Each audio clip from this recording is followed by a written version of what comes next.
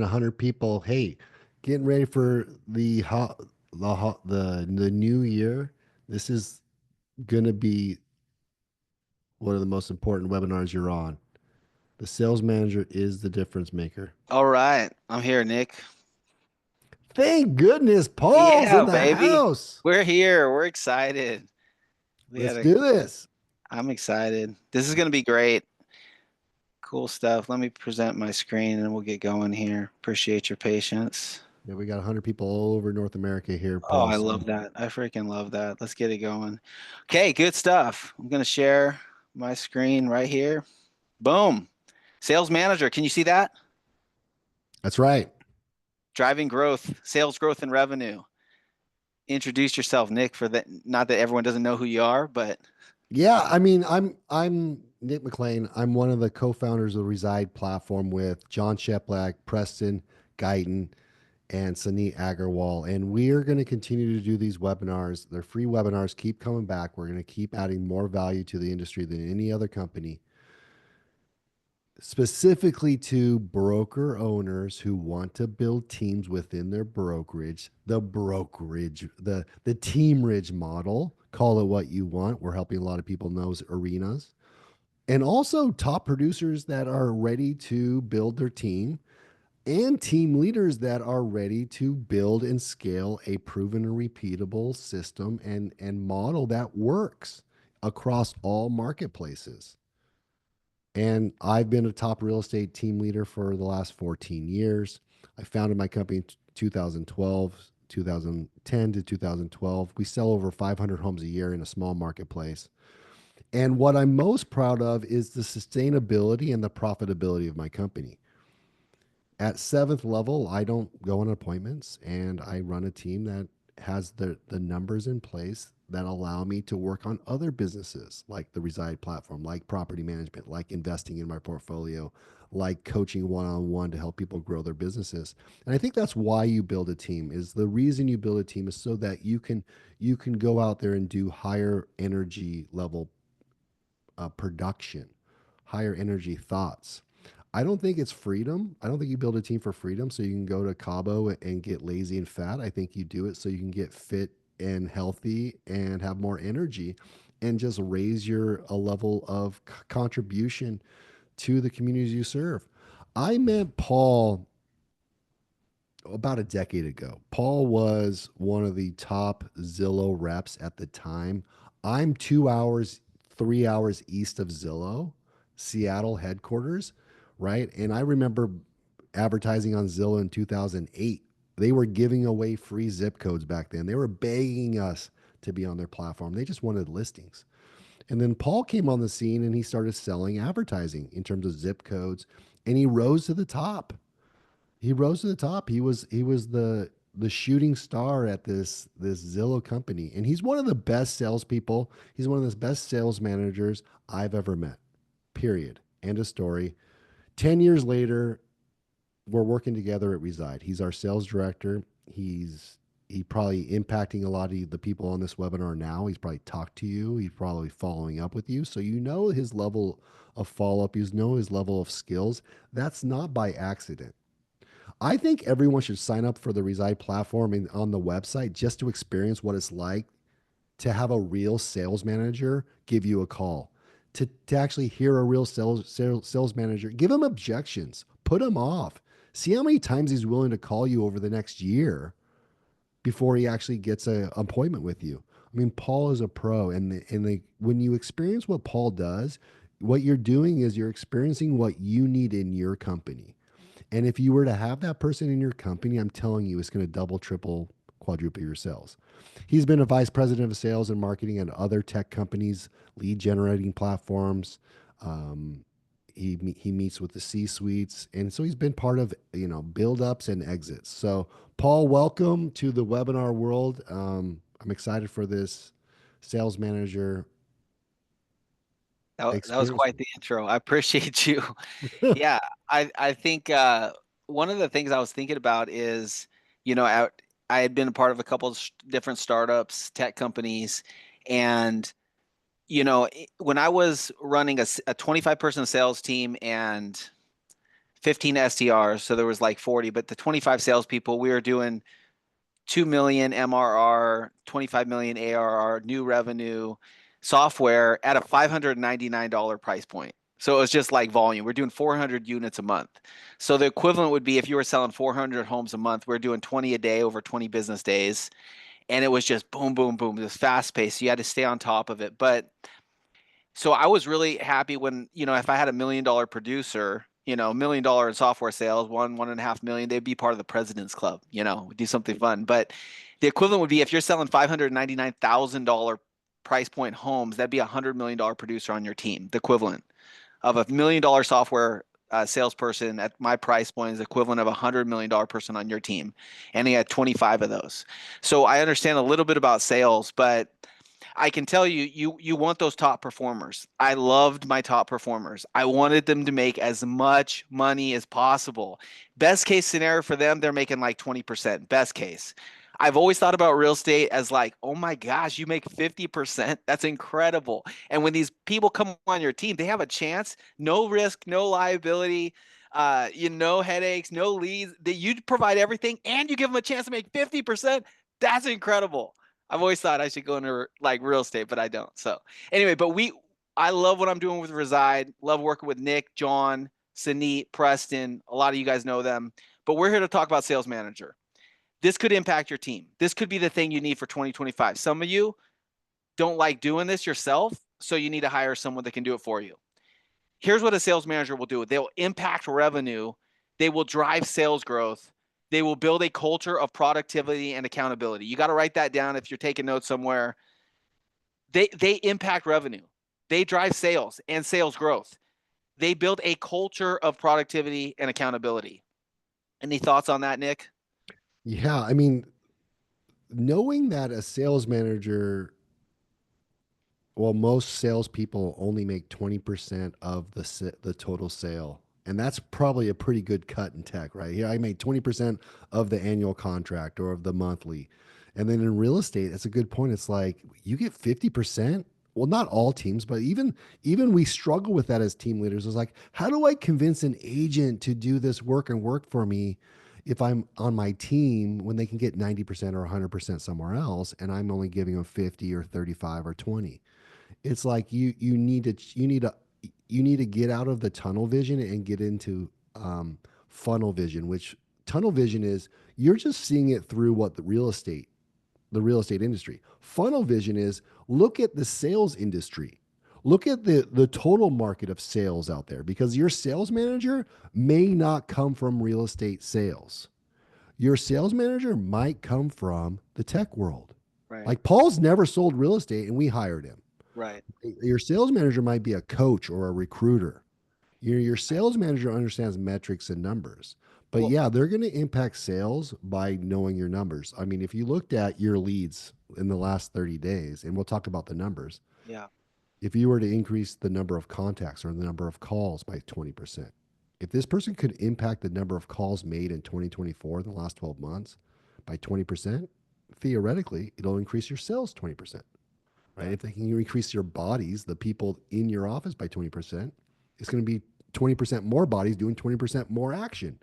Right. And the culture they bring is one in which it's all about productivity. Mm-hmm. If they're noticing actions that are not producing sales, they're going to tell them to stop doing those actions and then redirect their focus on actions that do produce. That's the biggest problem with real estate agents is they don't know what to do, when to do it, and they waste a lot of energy and it's frustrating. I learned this from John Cheplak, Paul, and we can go on, is that, Mm-hmm. there's this book. It's funny. I was coaching with John 7 years ago and I was like, what book should I read? And he goes, get Whale Done. Whale Done. WHALE done. I think it's we could look that one up. Whale Done. And the moral of the story is how do you train a killer whale? How do you train a killer whale? Well, you can't push it. You can't make it do anything. It's too big. It could eat you, right? So how do they do that? How do they train these killer whales? There's only one way to do it. You redirect their focus. Mm. That's it. So sales agents are similar. Can you make a human being do anything without force? I mean, truly, can you make them? No, we can't. We can't make them make phone calls. We can't make them show up. We can't physically do that. You'd go to jail. The only thing you can do is catch their attention and redirect their focus. And a lot of that is what a sales manager does. Yeah. Well, I'll tell you right now, something you just said was spot on because I can tell you, like our lowest performing reps, they were like 10% commission, but we had a tiered structure. You could work up to 20%. Base was hardly anything. I mean, at first, when I started in sales, there was no base; it was commission only, so it was similar. But I got to tell you, when I would interview sales reps all the time. By the way, you always are hiring in sales. You're good, always on the look for someone good. You never, oh no, we're not hiring. That's bullcrap. I mean, any tech company, any salesperson, sales manager worth their salt is on the look at all times. You're always hiring. We were owned by Fidelity. The last company I was VP at Real Geeks, we are owned by Fidelity National Financial, Fortune 500 company, like number 49. They wanted 20% return every year. And all of the companies they would buy and acquire, they were a long-term hold. They needed their 20%. We had to push sales. We had to work with marketing to generate leads. We had to know what the leads would convert at what rate. We needed to know how many leads we could get each rep. We needed to know how many sales they can make based on how many leads they were getting. But at the end of the day, here's the number one question they would ask. I would interview a rep. I say, hey, come work for me over at Real Geeks. Okay, or whatever. I was hiring for Bold Leads, bought out by Property Base and then Lone Wolf. But I say, come work for me. It doesn't matter. They ask one question: how much can I make? What are your top reps making? That's the only question they ask. That's the only question a top performer will ask: is how much is your top rep making? End of story. When I went to work there for a startup at Bold Leads after Zillow, I asked one question: how much is your top rep making? That was it. And they said, this is how much they're making. I said, good enough for me. Sign me up. That's it. You're providing leads and they can make that much. I'll be the number one. End of story. Every top performer, once they know they can be number one, they're going to ask you how much your number one is making. And if it's so, you want some front runners, you want some horses way out in front, you want some people in software you want to make, they're making 300,000 plus and maybe even making more than your sales manager, because that's your best recruiter. You go, look at this person. This is how much they're making. I would literally get on a screen share and show them their last pay stubs and the pay stub before that. And I would show them all of the numbers, full transparency. And they'd be like, sign me up. Okay, let me ask you guys some questions. Nick, hang with me for a second. If I was going to ask you a question, you say, oh, I know my numbers. Good. You know your numbers. Great. You're the sales manager right now. Great. What is your team's average number of daily calls, texts, and emails? Right now, you just elevator conversation, water cooler. You had to say, put it in the chat. Average number of daily calls, texts, and emails. Do you know? Okay. How many appointments has your team set this week or this month? Because we had to know how many pitches, how many appointments, how many sales. We had to have forecast. We had to, this was reliable. We had to have data, how many deals were in the pipeline to know how many deals we're going to get closed by the end of the month. But you have to know as a sales manager, what's your team's conversion rate from lead to appointment? How many leads will result in appointments? How many appointments result in a closing? Is it 25%? 1 in 4 appointments lead to a closing? You got to know that stuff. You got to know 10% answer rate, 10% conversion rate from the answer, from the call, say hello, to an appointment, 25% from appointment to a close. What's your ROI by lead source? If I said, how much of your Zillow leads what's your return on investment right now? Do you know? What about realtor.com? Are you making money from that? What about your PPC? Are you 1% or 3%? You don't know that numbers? Oh, how much do you spend? Okay, how many leads are you getting? You don't even know how many leads you're getting? Okay, you don't know how many leads you're getting. You don't know what they're converting at. You don't even know if they're converting, how much money you're making off that. Those are the numbers you have to be sharp at. And if you're not sharp at it, you better get someone that's really sharp at that.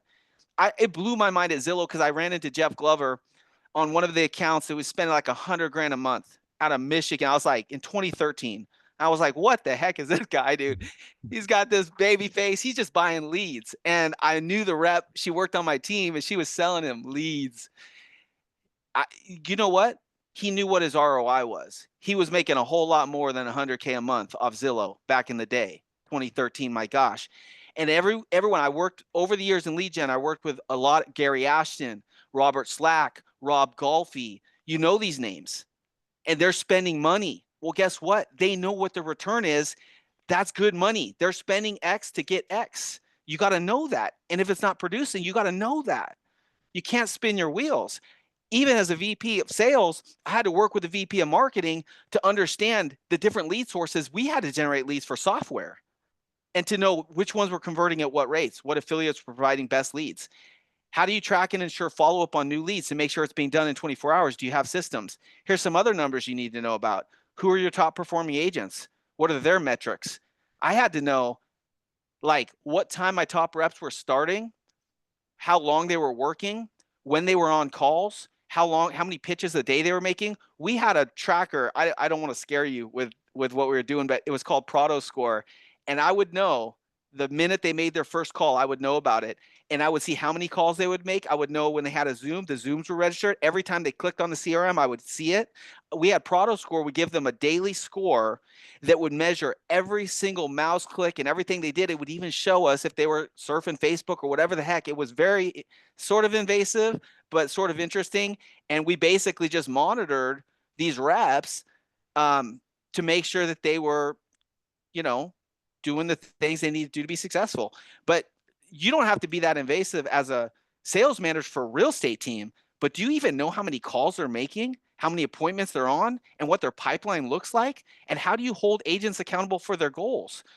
I mean, are you sharp on your numbers? How many sales do you need per month to hit your year-end goals? Are you on pace? Are you on track? What about 2025? How are you going to get 20% increase year over year? What does that look like? How many agents do you need to hire, recruit for your team? What's your average deal size? Has it increased? By how much? How many thousands? Are you up 40,000 in your average price point? I mean, these are the things you need to know because that all affects your revenue.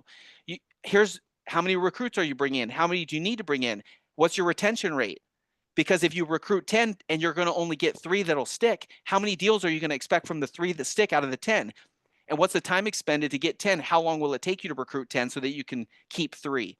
And all of that, how do you measure the ROI? So that's a lot to say. The CRM, that's a whole thing in itself. I mean, the data from your CRM, what reports are you pulling daily, weekly, monthly? What reports as a sales manager are you sharing with the owners, the team leader, to say, here's who's crushing it on the leaderboard, here's who's not.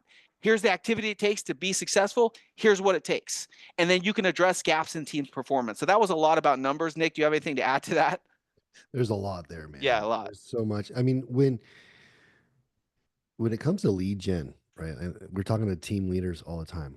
I'm like, Right. well, I think I need to do it differently. What do you mean? Well, I think I need to provide leads and hold them accountable to those leads. I think that's maybe what it's all about. Yeah, that's what it's about. The problem is when you don't know your numbers, you don't know your conversion rate, you don't know where the deals are coming from, you don't know how many calls they're making, you don't know how many calls or contacts it takes for the individual to make to get an appointment and how many appointments it takes to close. You're scared to spend more money Mm, because you're scared you're going to lose money. mm, That's fair. I would be scared too. But if you could spend $1 and make $3, how many times would you do it? mm-hmm, As many times as you could. mm-hmm, So here's the power, right, Paul? As soon as you know that you spend $1 on leads and you get 2 back or 3 back, mm-hmm, the decision's easy. mm-hmm. In fact, you're like, what's my marketing budget?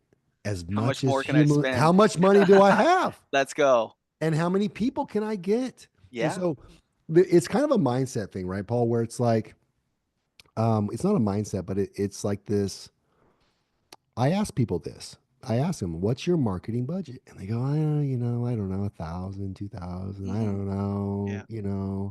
I have 10,000. I don't know. What should it be?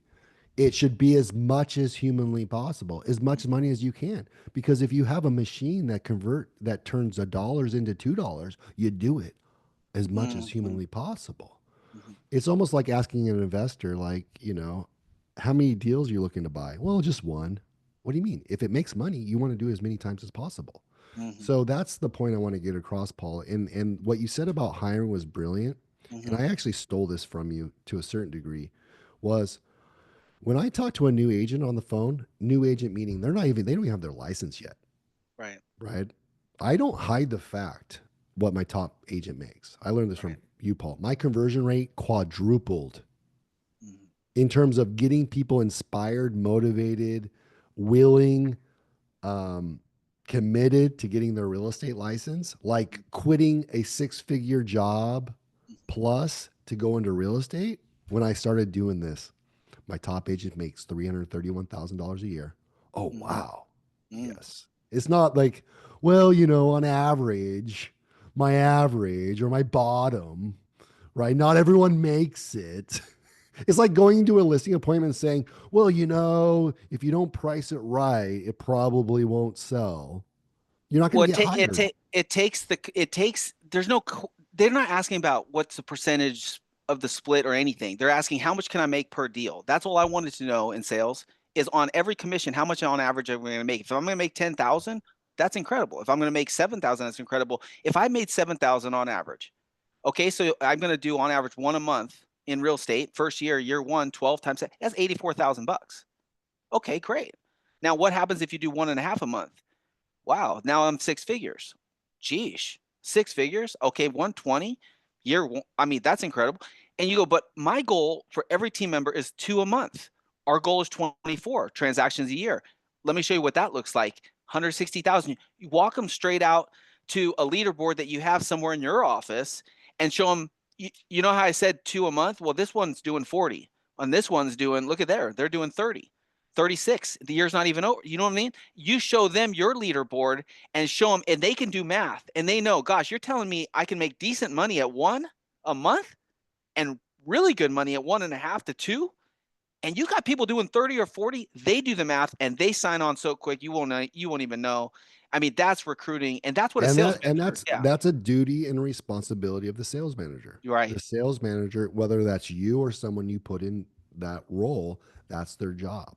Sales. Yeah. So here's what else they do, Nick. I think they need to be able to manage lead flow and distribution because you're basically handing off leads and keeping your sales team. You're the rainmaker in a way. You're not the marketing person, but you work with marketing. You audit the database, you monitor KPIs. Your sales manager has to know what's happening in your database at all times. You're a coach, mentor, and trainer. You got to up the level of your team. You got to measure and motivate, track performance, daily and weekly agent sales trainings. If you're not doing a daily huddle, I mean, in sales, we did daily huddles, get them pumped up. If you're not doing at least a daily email, we're going to talk about the daily schedule in a second, Nick.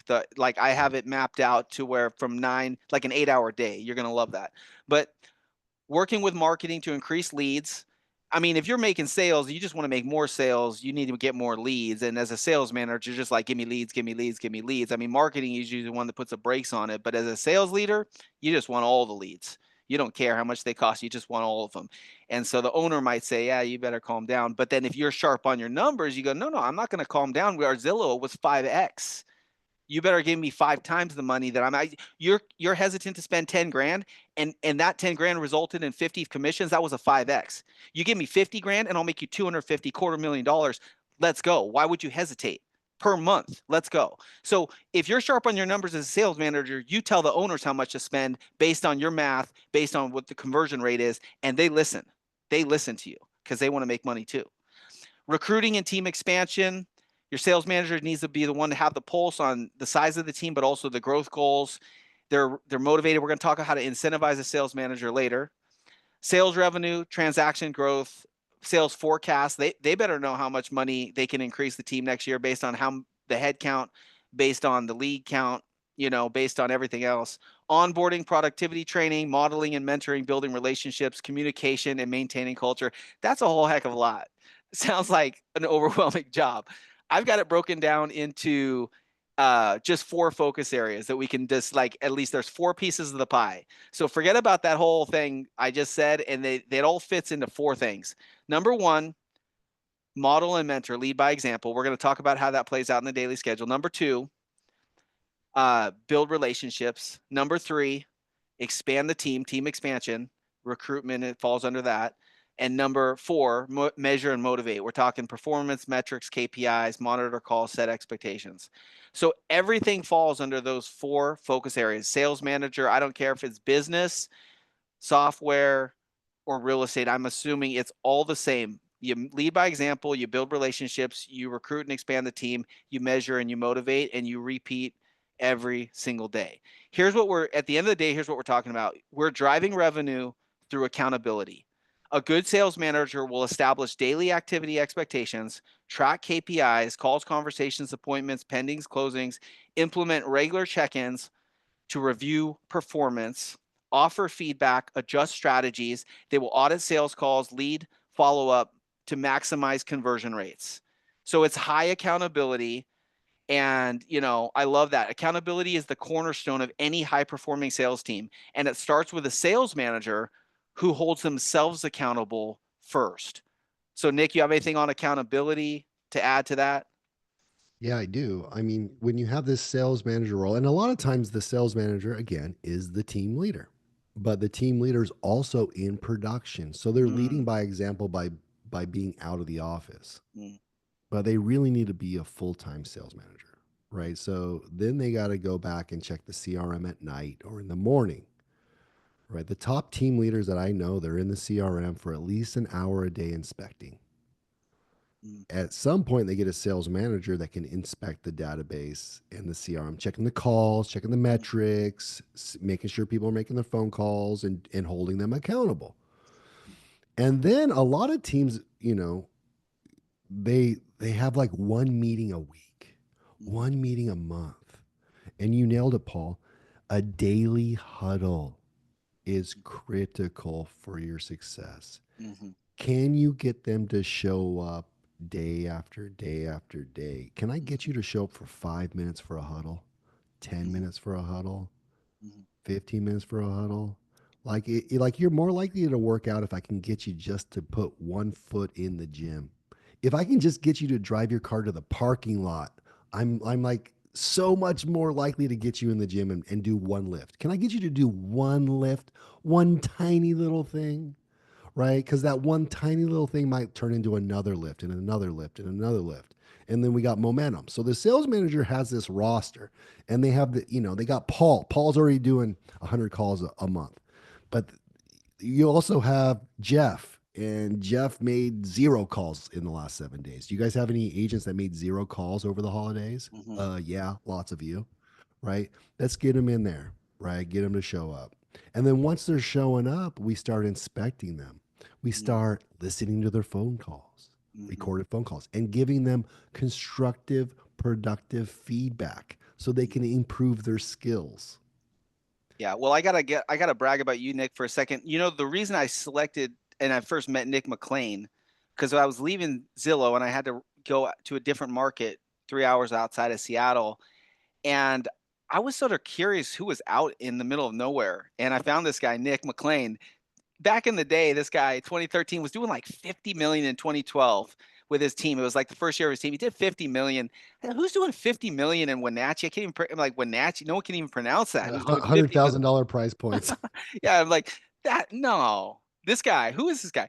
Anyways, funny story is I called him, cold called him out of the blue and said, "Hey, I worked at Zillow. I might like to come and work for you. I heard you're doing good stuff." And he took a script straight out of a Tony Robbins. It was called a top performing. It was like an ad. He says like, "No, I don't think you have what it takes. I don't think it's gonna work out." And he hung up on me. Dude, I called him back. I called him back so many times. He said, "What?" I said, "What are you gonna say? How are you gonna tell me I don't have what it takes?" I said I was the top ramping rep in the history of Zillow. I said, man, my quota was like 15K, did 100K in that month 3. I said I beat my quota every month. I started telling him all the reasons why he should hire me. But anyway, I really respected Nick because I gotta tell you, this guy, when Mojo was the thing with the dialer, he would sit there with an agent and they'd hook up Mojo and Nick would be on there and Nick would just start prospecting neighborhoods right alongside the agents. And if an agent was struggling, Nick would pull up his laptop right beside the agent and start making calls right next to them. Right next to them. And you want to talk about modeling and mentoring. I'm going to get to the schedule of an agent. I'll never forget because Nick did this, and I've seen this done across the country. I'm telling you, I was so like at my last couple companies, I worked with Greg Harrelson out of Myrtle Beach, and I flew out to see him. And this guy had a sweatshop. I'm telling you, like 50, 60 agents in this upper warehouse room, all stand up work desks, all wired up, all talking at the same time, Wolf Wall Street style. And guess who was right in the middle of all of that? Greg Harrelson. Right in the middle of the bullpen, making calls. Greg Harrelson. And it was so impressive to me. I was just like, this is it, dude. He's in the bullpen. So 9 to 11, you want your sales manager making calls with agents. First thing, if they say, I'm not willing to make calls, you're not going to hire them. End of story. They got to lead by example. They got to show, because you know why? How are they going to listen to you unless they can see that you're doing the stuff you're asking them to do? How are you going to listen to your trainer unless your trainer's, ripped and doing the workouts just like you alongside you, right? Like, it's called hypocrisy. It's like, yeah, do what I say, but don't do as I do. Do what I do. How about that? Nick was willing to make the calls. Nick was willing to take the calls. Nick was willing to run through the scripts. Nick knew the scripts. Nick had the freaking placemat from NAEA. He did all the crap. This is why Nick was a great sales manager, has been ever since day one. Nick fires off the emails at 6 a.m. to the team. Hey, team, this is what we're looking at today. Nick knows which agents had appointments yesterday, and Nick texts them and says, how'd that appointment go? I know you were on an appointment. How'd it go? That's the work of a sales manager. Nick is a sales manager. That's why his team respects him. That's why they work hard. That's why they blew up 20% market share. Okay, but you got to get your sales manager making calls with the agents. And by the way, I'm a personal fan that I don't think they should be in production if at all possible, because you don't want the perception that they're competing with the agents.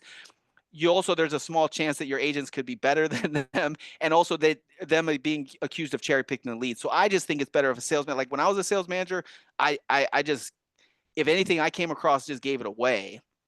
And I was just there for absolutely, Paul. I was there Absolutely. for the benefit of the team. But anyways, 11 to 1 p.m. relationship building. They might go out to lunch or sit down in an office, have coffee, or do for a new recruit or an agent that's struggling, but it's a building relationship time.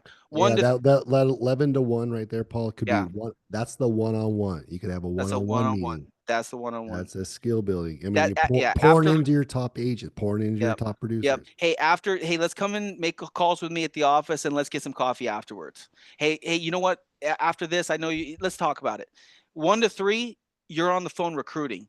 Your sales managers needs to be prospecting new recruits, calling brokerages. I put a call on it, 20 calls a day.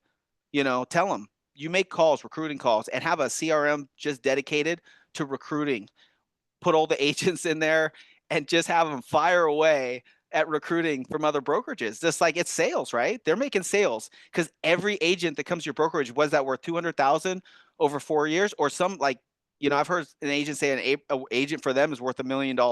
Great. What's the lifetime value of an agent? It's a whole heck of a lot more of one transaction, isn't it? So recruiting agents is paramount. If you hang out with John Cheplak, and KFR is going to ring pretty true to you. Never stop recruiting. People move the money. 3 to 5 p.m. They're going to sit down and they're going to inspect everything the work that was done. They're going to look at the database. They'll look at the CRM. They're going to check the leaderboard. They're going to check the call logs and activities. They're going to see what emails were sent. They're going to see what appointments were set. They're going to look at the calendar, and they're going to circle back with everyone, and they're going to report out to the owner or the team leader, an end of day report if possible, and they're going to mentally prepare themselves for how they're going to address the team in the morning. So that is an important time to reflect on the sales activities of the day. How many pendings, how many appointments, how many closings, are we pacing to hit our goals? That's the daily schedule. Now, I've done a kind of a deeper dive on each of these. I don't know that we need to go through I it. love it. I love it, Okay. Paul. So yeah, but so 9/11, the modeling and mentoring. I mean, I guess, Nick, this is the prospecting time where you're out there. Do you have anything to add to that? I mean, you're Yeah, I basically, mean, the yeah, reason why there's better times to call, but the further you put out prospecting throughout the day, the less likely it's going to happen. And what we want to avoid is zeros. We don't want goose eggs. We don't want donuts. That's an F on the score. It ruins your grade. So let's just set the tone. 9 a.m. We're showing up. Maybe it's role play. Maybe it's a little script training, a little productivity, skill building. But it's then, hey, we're getting the CRM together. We're doing it together. We're making phone calls. I'm here with you, and we're doing the thing. yeah, And I agree with you. This person is so valuable to the company. They drive revenue and conversion. They bring on new agents. They could easily bring on 2 agents a month. That's 24 net a year that are yeah, doing 20 deals. They shouldn't be in production. They don't need to be in production. That's not their highest and best use, right? And so it's an investment. This position's an investment. And if you're not ready for that investment, you need to invest your time into you it. got to You need to step do up. it. You Yeah, got to you're you the got to one. be in the trenches. Yeah, that's right. And by the way, before 9 a.m., because by the way, Nick, you wake up at 5 a.m. and you get your day going. All I right, know sure. that to be so. There's a lot that'll happen before 9 a.m. What are some of the things you do in the morning for the team? Just give us a little short list of what you do. Yeah, well, you know this because you kind of ride along with me at Reside, and you get to see what I'm doing at the team level. Is yeah, I'm usually up at 5. I usually email the team at 6 a.m. every single day, and it's going to be the schedule for the day. It's going to Mhm, be what we're focusing on, what metric we're tracking. It's going to be what opportunities were missed or that happened, mhm. and a lot of it's motivation. There's only two ways to increase an individual's productivity. So, Paul, if you're an agent on my team, there's only two Right, ways for me to increase your productivity: right, training, right, increase your skills, right. right? Get you to stop doing things that aren't productive Sure. or just make you better. Number two, motivation. Right. You got to motivate people. You got to get them to show up. Yeah. You are competing against Instagram, Facebook, their spouse, their life, their kids, recreation, video games, alcohol. You are competing against a lot of other things. And so you Yeah. need to grab their attention. Best way to do it, first thing in the morning. Yeah. We used to send out throughout the day reports of, wow, look at so and so. They already have 3 sales. Look at so and so, because it was a faster pace. We are pushing out 20 units a day. So it was like, my gosh, so and so has a hat trick. So and so, dude, golden sombrero. We have all of the gamification stuff going throughout the day to keep Golden the sale. sombrero. Yeah, Golden that's like four. sombrero. That's in soccer. That's a four banger right there. But keeping the motivation, keeping it going. So if you have an agent that had 2 pendings yesterday, boom, send it out to the team. You had someone that had 4 closings month to date so far, boom, send it out to the team. So and so already hit their year end goals and it's only July, boom, you're sending that out. Oh my Even gosh, appointments. congratulations. Somebody, Anything. Corey just set an appointment. Send that Yeah, out to everybody to remind the people that aren't there everybody. stuff's happening. Yeah, or so and so showed up yesterday, and congratulations, they made 200 calls. I was checking out the leader. What you're doing is highlighting the behaviors that you want the other agents to model, and you're showcasing that for everyone to see, right? And you're basically setting a precedent that like you make 200 calls, I'm gonna notice, and I'm gonna send that out. We had Zillow, we had like it was like 3.5 hours of talk time, and, I mean, when I was working there, I had time on my hands. I sometimes I have 6, 7 hours of talk time. And then the next morning, the sales manager blasted out to everybody like, dude, Paul D is off the charts. So And how's that that? feels good. How was that Feels at Zillow with the sales manager? Were they roaming? Were they Dude, roaming the they bullpen? sat, you had a manager at each pod to manage like 6 to 8 on like a team that you had your sales manager, all these ones. And then you had your big sales manager. His name was Doug Schlotkin. And he used to work at House Values back in the day. And he would sit like perched above everybody, like literally looking out, kind of like Wolf of Wall Street over the entire room. And he Wow. would just and there was screens, video screens everywhere, and it was just boom, pop up, so and so made a sale, so and so made a sale, boom, boom, boom, and then every once in a while they'd run a contest, and then all of a sudden they call your name up and they get everyone all hands on deck. We'd have to run into a room, and they'd be giving out like $1,000 freaking gift cards and lunches, and they were feeding us because they didn't want us to leave the office for any reason, so they were feeding us every day catered lunches. I could tell you stories, bro, but anyway, let's keep going with the schedule. So, but sales teams thrive when managers don't just direct, but actively participate. They model the behaviors that drive results. Okay. Um, as far as the schedule, again, building relationships, the one on ones, the agent check ins, new recruit meetings, planning networking events to recruit. But it's success in sales management is less about numbers and more about people. Numbers are the result of empowered, motivated individuals. So if you get a sales manager just like tweaking all on the numbers and just like do better, but it's like no, it's not a people person. He's not going to get the credibility and respect. He's not. People aren't going to follow his leadership or her leadership. All right, their leadership because Paul, the sales manager is obsessed and loves sales. They love people. They love making people better. right. They're not they're not necessarily into real estate contracts. They're not necessarily No, into real estate. They're not into like, you know, what happens is you get the wrong sales manager. They want to do a lot of creative stuff. They want to do some marketing. They got lots of ideas and they get distracted, right? A sales manager, one of the best sales managers I've ever met besides you, Paul, Um, was a community college coach. Yeah. He was a community college basketball coach, which meant he had to motivate, he had to train and recruit talent to the team. Yeah. So he understood those three things. Right. Yeah. Yeah. And at the end of the day, your success is my success. Remember that. That's the Mhm. mantra. Your success is my success. Like if I can take you from 5 to 10, I'm more excited than you are probably. But I mean, you're Mhm. making great money, but I'm excited. And we're going to talk about that under incentives. So anyway, expand the team recruitment. Your sales manager needs to be the recruiter because they know what it's required to have the level of success. And when they are on the recruiting call and say, what's it going to take for me to make kind of good money? I'll tell you what it's going to take because I work this every day. You're going to need to do this, this, and this. I'm going to Mhm. provide leads. Like literally, I'm going to give you leads. But you're going to work the leads. I need you to make this many calls. My top performers are making this money, this kind of money. You can do the same. I will show you how. I will personally sit there and train you. I will work with you. I'll teach you the scripts. Follow my lead. We're going to do this together. That's why they're on the recruiting call because it's connected to what the work is that they're going to do after. And that's why when you incentivize them, hot tip, incentivize them based on like the performance and the onboarding. So maybe the first 5 deals, they get like a kicker for every deal they make for the first 5, right? So the sales manager is like, I bring on 5 people and I get paid on the first 5 deals, or I bring on 10, then I get the first 5, and they're building up this little like, you know, little structure where they can make money residual on all the sales of the people that they're recruiting. How motivating would that be for a sales manager? My gosh, so it's not just pay them a really big salary, find other ways to motivate them. But they're not just a leader, they're a talent scout, a coach, a mentor, all rolled into one, like Nick said. The growth of a team is the ultimate reflection of a sales manager's ability to recruit, train, and retain top talent. It's kind of like that coach, like you said, community college coach. They Mhm. got to find talent. They got to pitch them on why they should come to like a community college. That's a hard sell.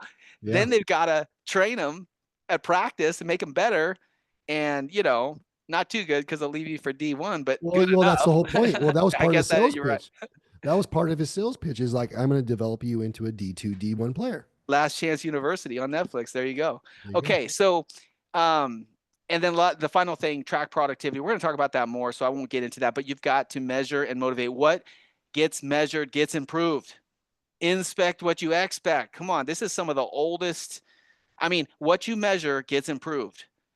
And if you Well, don't, we know this as team leaders. We know this, Paul. We know it works, and when we do it, we see results. yeah, 90 days from now. Now, yeah, imagine you have someone that can do it consistently. What's that going to do to your company? right, right. Okay, so now here's the thing. Here's how it's going to impact your revenue. This is what it's going to do, Nick. Agent productivity. Number one, more output leads to more closing. So per agent productivity, what is yours? You got to know your per agent productivity minus, like if 6 is the national average per agent productivity, apparently according to the data from Reside that we've tracked, 6. So now as a sales manager, I think if I could just get them from 6 to 10 or 6 to 12, boom. Take 10 agents from double from 6 to 10 or 6 to 12. That's a good year. Then I've just increased 10 agents, 6 transactions, 60 transactions. How much is that worth to you, Nick? Certainly worth a nice year-end bonus for me. So I'm focused on agent productivity.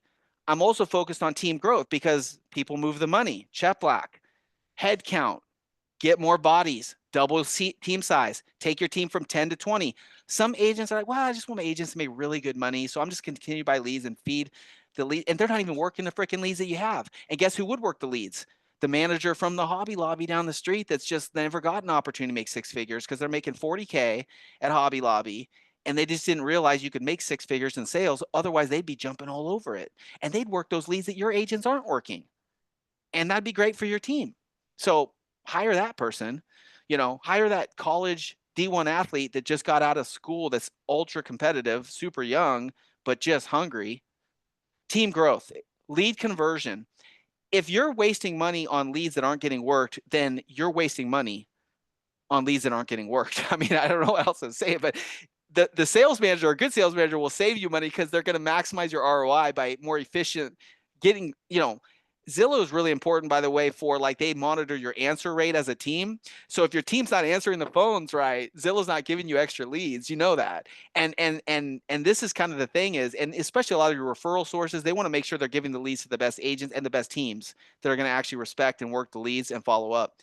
And then training and development, like Nick said, skills development directly impacts sales effectiveness. So your sales manager will make you more money by improving the agent's productivity, per agent productivity, 2, recruiting more agents, 3, lead conversion, making sure those leads are getting worked, and 4, training and developing agents' skills, scripts, role play, Specifically sales skills, sales skills, tonality, pacing, closing technique, overcoming objections, overcoming, not asking for the business, yes, not yes. giving up, asking 3 times, calling on average 9 times before you Sometimes so, as simple as call this person back, call them back call them now. back. Oh, why'd they I hang up? Call them back. call Text them them, again, email. text them Hmm. an email, Hmm. and the end of story. Making sure they Okay, have tasks and to right. dos. So there's metrics they need to track, activity metrics. We already talked about that enough. Calls, appointments, Hmm. conversations, text, results metrics. So like, how are these agents doing on pendings, sales volume? And then agent development, knowing their personal goals and where they're at. And you could write a one-page report on every agent, their ups and downs and pipeline and where they're at, headspace. Like, you got to know your players, you got to know your team, and you got to open a file, like just a Word document, and you put the name of the person at the top, Nick McLean. And every time you meet with them, you add more. And it's not like a bad file. It's a good file. It's like, it's knowing everything, their struggles, their personal, their ups, their downs, when they're hot, when they're not. And you start a one pager, and that's a source for your performance reviews that you're going to do. As a sales manager, you do performance reviews. Okay, sales meetings. Nick talked about it. You know, daily, weekly, monthly. You've got to celebrate the wins. You got to remind them of the expectations. Some of you team leaders, team owners, like, I don't know what to say, but you're like, oh man, I hate being the bad guy, and I hate being oh man, it's so tough I just kind of let them go and do what and that's not really working, because you've got to sit there. Someone has to say, guys, we expect you to call the lead within X time frame. And if it's not called by X time frame, it's getting reassigned. Someone's got to do that. Someone has to say, hey, if you get a lead that you don't like because the price point, you got to work it anyways. And if we see a pattern of you not working those, you're just going to get shut off from leads, unfortunately. The expectation is that you work every freaking lead we give you. And this expectation is we make a minimal of 9 calls per each, send 9 texts and 9 emails over a 9-week period, or whatever your expectation is. Someone has to say it all the time. I would tell my sales reps the same things all the time. Guys, you have to remember, do it this way. Say it this way. Don't say Hmm. this. Don't promise this. Don't guarantee this. That was sales. It was like, oh, okay. So let's forget, sales meetings are important. Now let's talk about incentives. Nick, can we talk about how you're going to Yeah, comp this is a big big? one. Even coming into this webinar, people were Yeah, texting me saying, "Hey, right. I want to know about this. How do you pay a sales manager?" Okay, it's not just give them big old fat salary, because they're fat and happy and they don't need to really work for it. And I think that there's talent out there that will work for less with their bigger upside. The only way you can give them a bigger upside is through a commission plan that's fairly generous if they meet the goals. It's a win-win for everybody. Here's why. Because if I'm truly a good sales manager, I understand the trade-off. Like, I got a year-end bonus in sales, and the year-end bonus it was more than double that what my annual salary was. I lived for the year-end bonus. And no offense to Cabo, Nick made a comment about that earlier. I just got back, but yeah, I'd be sitting there in March, and the year-end bonus would come through because it would come after the first quarter, and it was massive. Paying off credit card. We're talking big money. And that's what, in real sales, like CEOs and stuff, they get paid a big bonus year end. Well, why not pay your sales manager a year end? Number one, it's going to guarantee retention. They're not going to leave knowing that they got a year end bonus coming. Number two, they're going to work their butt off to hit the goals that you set. And by the way, if they're hitting the goals, you're happy because they're moving the needle. If your goal was to increase 60 transactions and also grow 100 million in revenue, and also, by the way, add 10 bodies to the team, or 15, retain 15, not just, you have to bring on 45 to keep 15, by the way, but anyway, and keep them and get all of those 15 to do 5 deals. I mean, you set the goals, and then you incentivize based on the behavior, what you need and what you expect. So as you forecast with your sales manager, we achieved 200 units last year. Our goal for this year is 250 or 300. How many bodies do we need? How many do you need? How many leads do you need to hit that goal? Okay, if we do go from 200 to 300, this is what it looks like for you. And it's broken down. So it might be you get bonus on the new recruits, you get bonus on each of their early transactions, you get bonus on their total revenue that they're bringing in terms of GCI to the company, right? It could be a quarterly bonus based on certain objectives, like hitting the goals, because that keeps them kind of like, sometimes waiting a year is hard. So quarterly, and it could be units or volume. But do you see what I'm saying? I just want to give you a couple ideas. I'm not the expert on how to comp, but I'm just saying, don't just think of it as like, let's just really pay someone really a lot of There's money. no one Yeah, size fits all because every right, market's a little different and right, every team's at a different place. Here's what I would say. right. Your incentive structures need to be tied to reality And results. results, which means results. Okay, here's some mistakes I see, right? They get a percentage from starting at zero, Right. right? Well, what happens if sales go down? What happens is overall sales volume goes down. What happens if you go from a $4 million a year company to a $3 million a year company and they get 1% of revenue? Well, you made less money and you had to bonus them. They should only get a bonus if they hit a benchmark. So I want you guys to think, what's the benchmark in which I'm willing to pay crazy money, Mm-hmm. right? Like, and then you can accelerate it. So at one time, I had this listing agent. This wasn't a sales manager, Paul, but I want to tell a story. Mm-hmm. I was making $800,000 a year as a top producer myself, and I wanted to get out of production. But if I was just to like refer all my business to my agents, it's not 800 grand anymore. It's 400 grand because I got to pay my agents half, right? If Mm-hmm. I refer it, and they're not as good at conversion as I am. So instead of 800, it's going to be 600, and then I have to split 600, so it's really only 300. So I said to someone, I said, Paul, man, I want to give you all my business, Mm-hmm. and if you can hit this number, 600K, Mm-hmm. anything above that, I'll give you half. I'll give you 20%. I'll give you 30%, right? I'll give you 40%, right? Like you hit that number, man, and then we're in the money. We're in the Mm-hmm. money and I can start bonusing you like crazy. So that's kind of like your end of year bonus. Mm-hmm. At the end of the year, if we hit this benchmark, Yeah. 300 sales, I'm going to give you 20K. We Right. hit 350, I'm going to give you 100K. Right. I'm just throwing big numbers out there. Something real juicy and big, right? Yeah. It doesn't have to be, 1% of gross revenue, blah, blah, blah. Well, yeah. Well, when our goal was 400 units a month for software sales, and in order to pace towards that, we had to kind of break it down. It was 20 a day. But on a day that we hit 20, we did X for the sales team, or certain days we'd be like, this is worth double or whatever. But if you could do that for a sales manager where you said like, you have weekly goals for attainment, and then you have monthly goals for attainment, and then you have quarterly goals for attainment, and you could sort of set a pacing structure. And as they hit those milestones, then Mm-hmm. they're getting monies. And then if the collective of all the quarters adding up to the big milestone and then the big bonus, gosh, it benefits you and it benefits them. And at the end of the day, it keeps everyone really motivated and hungry. So I wouldn't say don't overpay your sales manager, but just be creative. Yeah, and I And was and just we throwing crazy numbers out there for effect, but it could be yeah, a trip to Cabo, it could be a Hawaii trip, it could be presidential clubs. yeah. And it's really a win-win because they're motivated, the results are measurable, and really it empowers them to empower the team. It's a group. It's like your success is my success. Now, I wanted to say something, Nick. I don't know. I mean, we get a lot of requests at Reside. One of the things, a lot of our teams, we're building sales teams, really what we're doing through Reside. That's and And that's what we are. that's what we're doing. Yeah. We're going to take you from 100 transactions to 200 transactions. We're going to take you from 50 million to 100 million as a team. How are we going to do that? Well, we're going to do all the things with you.